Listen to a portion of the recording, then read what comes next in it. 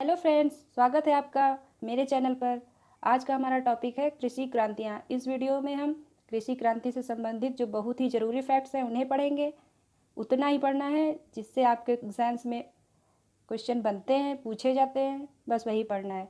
पर्यावरण का यह पहला वीडियो है और यह टॉपिक ऐसा है जिससे सभी परीक्षाओं में जितने भी कम्पिटेटिव एग्ज़ाम्स हैं लगभग सभी में इससे प्रश्न पूछे जाते हैं। और आपने मेरा चैनल सब्सक्राइब नहीं किया है तो सब्सक्राइब करें, लाइक करें, शेयर करें। तो चलिए फ्रेंड्स, वीडियो को शुरू करते हैं। कृषि क्रांतियाँ।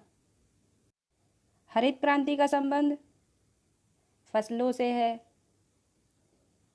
श्वेत क्रांति का संबंध दुग्ध उत्पादन से है। तो हरित क्रांति फसलों से संबंधित है और श्वेत क्रांति दुग्ध उत्पादन से संबंधित है। विश्व में हरित क्रांति के जनक नॉर्मन बोरलॉग हैं। Norman Borlaug.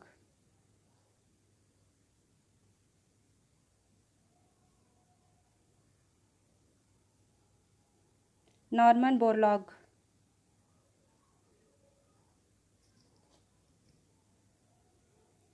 श्वेत क्रांति का संबंध दुग्ध उत्पादन से। श्वेत क्रांति के जनक वर्गीस कुरियन है।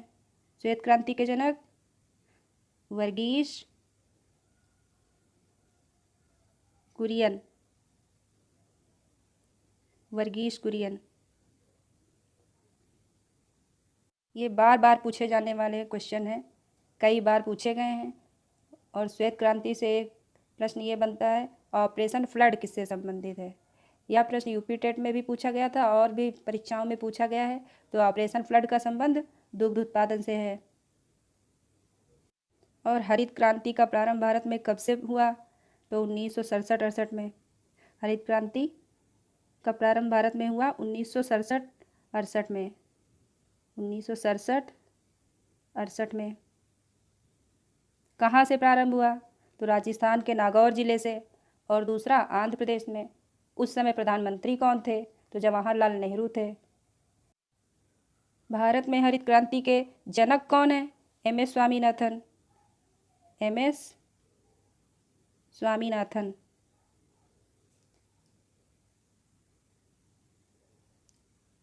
स्वामीनाथन।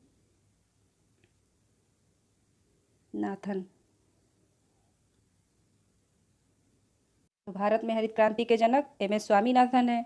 इसमें ध्यान यह देना है कि विश्व में पूछ रहा है या भारत में पूछ रहा है, तो दोनों ही नाम याद रखना जरूरी है। विश्व में पूछेगा तो नॉर्मन बोरलॉग हो जाएगा और भारत में पूछेगा तो एम.एस. स्वामीनाथन हो जाएगा। और हरित क्रांति शब्द का प्रयोग पहली बार किसने किया था? तो वह है विलियम गॉड। बहुत ही ध्यान से पढ़ें।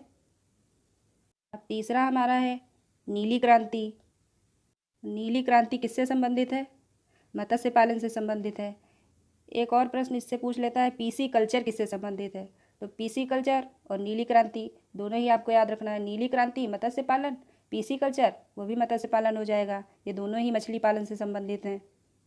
अगला है पीली क्रांति, तिलहन से संबंधित है। तिलहन में सरसों आती है, राई, अलसी, ये सब तिलहन है। जिनसे तेल का उत्पादन होता है वो सब तिलहन कही जाएंगी। अगला है पिंक क्रांति, झींगा मछली पालन से। और गुलाबी क्रांति प्याज उत्पादन से। ये दोनों एक ही हैं। प्याज उत्पादन, झींगा मछली पालन, गुलाबी क्रांति या पिंक क्रांति, दोनों में से कोई भी एक पूछ सकता है। अगला है मूंग क्रांति, मोटे अनाज। अब मोटे अनाज में क्या क्या आता है? तो जैसे ज्वार है, बाजरा है, मक्का है, ये सब मोटे अनाज में आएंगे। तो मूंग क्रांति, मोटे अनाज। अब अगला है लाल क्रांति। लाल क्रांति किससे संबंधित है? टमाटर मांस। लाल क्रांति टमाटर के उत्पादन से और मांस के उत्पादन से संबंधित है। याद भी हो जाएगा आसानी से। लाल टमाटर और मांस और लाल क्रांति आसानी से याद हो जाएगा इस तरह से। अगला है बादामी क्रांति, मसालों से संबंधित है, मसालों के उत्पादन से। तो बादामी मसाले, बादामी क्रांति, इसे करके याद कर लीजिए, आराम से याद हो जाएगा। अगला है गोल क्रांति। गोल क्रांति किससे संबंधित है? आलू उत्पादन से संबंधित है, शकरकंद के उत्पादन से संबंधित है। तो आलू और शकरकंद गोल क्रांति में आ जाएंगे। अगला हमारा है भूरी क्रांति। भूरी क्रांति उर्वरकों के उत्पादन से संबंधित है। अगला है अमृता क्रांति। ये रजत क्रांति अंडे से संबंधित है। रजत क्रांति अंडे के उत्पादन से संबंधित है। सर्वाधिक अंडा के उत्पादन कहाँ होता है? अमेरिका में। और भारत में सर्वाधिक अंडे का उत्पादन आंध्र प्रदेश में। अंडे का छिलका जो होता है वो कैल्शियम कार्बोनेट का बना होता है।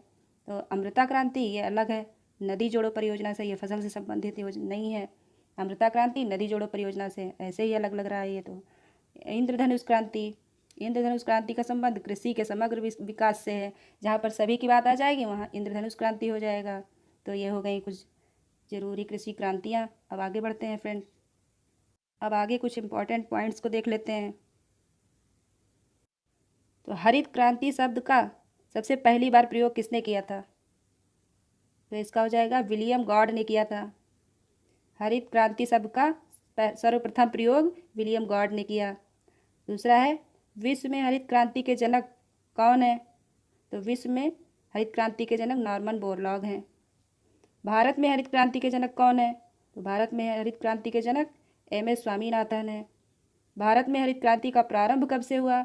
भारत में हरित क्रांति का प्रारंभ 1967 से 1968 में हुआ। कहाँ से हुआ प्रारंभ इसका? तो राजस्थान के नागौर जिले से प्रधानमंत्री जवाहरलाल नेहरू के द्वारा किया गया।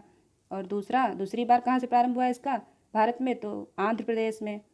अगला है, भारत में सर्वाधिक गेहूँ का उत्पादन कहाँ किया जाता है? तो उत्तर प्रदेश में। प्रति हेक्टेयर पूछेगा तो पंजाब हो जाएगा। विश्व में सर्वाधिक गेहूँ चीन में। सर्वाधिक गेहूँ विश्व में कहाँ पर उत्पादित होता है? इसका उत्पादन गेहूँ का चीन में, सबसे ज़्यादा चीन में इसका उत्पादन होता है। आगे चलते हैं। श्वेत क्रांति, श्वेत क्रांति के जनक डॉक्टर वर्गीस कुरियन है। ये दुग्ध उत्पादन से संबंधित है श्वेत क्रांति। विश्व में दुग्ध का सर्वाधिक उत्पादन कहाँ होता है? तो भारत में होता है। और भारत में सर्वाधिक उत्पादन कहाँ होता है? तो उत्तर प्रदेश में होता है। दूध का देश किसे कहते हैं? तो डेनमार्क को दूध का देश कहा जाता है। पीसी कल्चर किससे संबंधित है? तो पीसी कल्चर मत्स्य पालन से संबंधित है। इम्पोर्टेंट है ये पीसी कल्चर।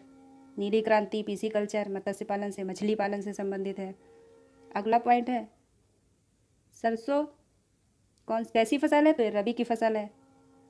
अगला पॉइंट है, यूरिया में नाइट्रोजन की मात्रा कितनी होती है? तो 46.4%। यूरिया में नाइट्रोजन की मात्रा 46.4% होती है। और पौधे नाइट्रोजन को नाइट्रेट के रूप में लेते हैं। पौधे नाइट्रोजन को किस रूप में लेते हैं? नाइट्रेट के रूप में लेते हैं। अंडे का आवरण, अंडे का छिलका जो होता है वो कैल्शियम कार्बोनेट का बना होता है। अगला है, अंडे में कौन सा प्रोटीन पाया जाता है? तो एल्ब्यूमिन प्रोटीन होता है। सर्वाधिक अंडे का उत्पादन अमेरिका में। भारत में सर्वाधिक अंडे का उत्पादन आंध्र प्रदेश में। सर्वाधिक अंडा देने वाली मुर्गी कौन सी है? लेगहॉर्न। लेगहॉर्न सबसे ज़्यादा अंडे देने वाली मुर्गी है। ये थे कुछ इम्पॉर्टेंट पॉइंट्स। और आपको कमेंट बॉक्स में बताना है। तो क्या बताना है? हरित क्रांति से सर्वाधिक लाभ किस फसल को हुआ और सर्वाधिक हानि किस फसल को हुई? दोनों ही प्रश्न पूछे जा चुके हैं और बार बार पूछे जाते हैं और इम्पॉर्टेंट भी हैं। तो इसी के साथ वीडियो को ख़त्म करते हैं। मिलते हैं अगली वीडियो में।